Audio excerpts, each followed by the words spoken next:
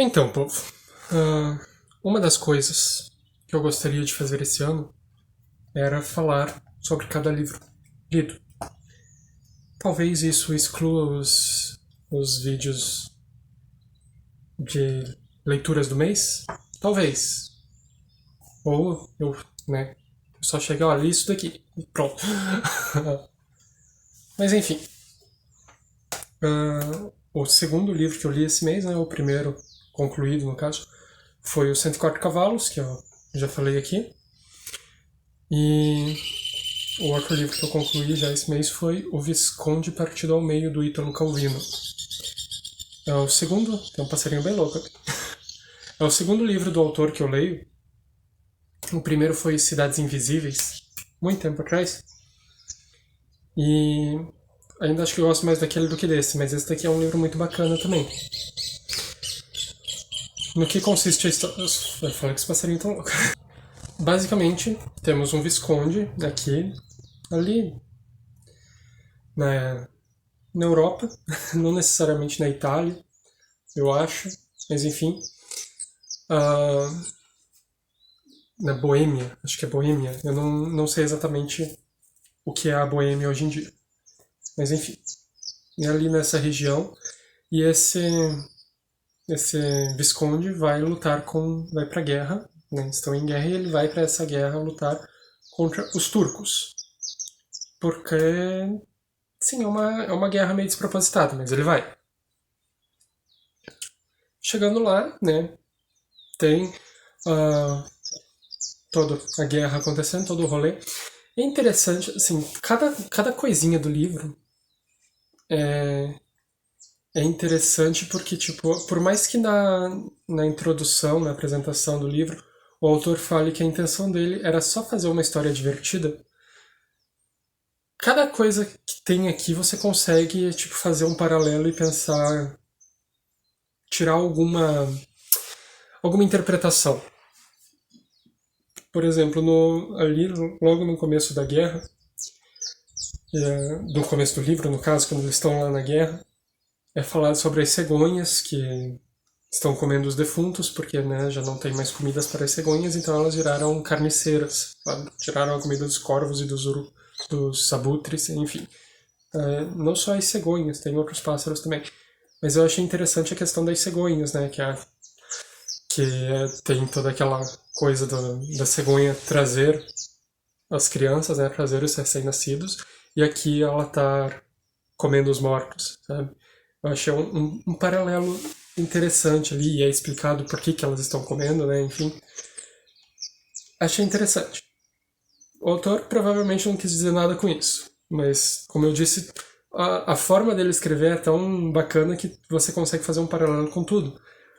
Porque, assim, diferente dos Cidades Invisíveis, que era um livro onde, obviamente, ele queria falar alguma coisa com a descrição de cada uma das cidades, aqui ele fala que a intenção era só fazer uma história divertida, para ele e para quem fosse ler.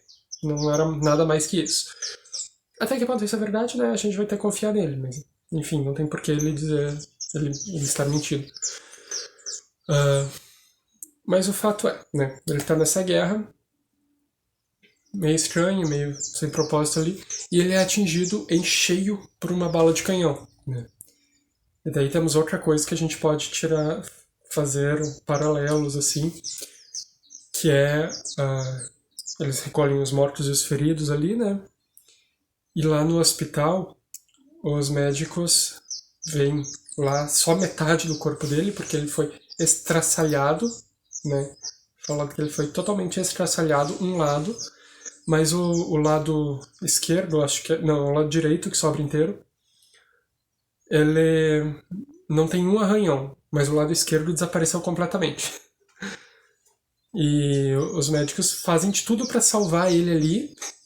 E ele fala até, enquanto os soldados rasos que foram atingidos no braço por uma flecha morrem por como é que fala? Enfim, inflama ali e não é tratado e eles morrem por causa de uma flecha no braço. Enquanto o outro, porque eles estão mais preocupados em salvar o cara que só sobrou metade do corpo. Porque ele é o Visconde, né? Enfim, eles salvam o Visconde, o Visconde volta lá para a terra natal e eles começam a perceber que esse Visconde ele tá meio tenebroso ali, meio medonho. Ele é tipo, ele vai num julgamento lá, e daí tem a parte queixosa, a parte queixante, ele condena as duas e ainda condena os policiais por não terem evitado o conflito. Então ele condena todo mundo à morte. E daí você. É uma história. Não dá pra falar muito mais porque o livro tem 100 páginas, contando com a apresentação. É praticamente um conto isso aqui. Mas é interessante o fato de você ver essa questão extremista dele, porque vai ter outro ponto que vai falar sobre essa questão extremista também, e vai mostrar que nenhum dos extremos é o ideal, né? Tipo, não é ser totalmente bom ou totalmente mal, totalmente são, totalmente louco, enfim.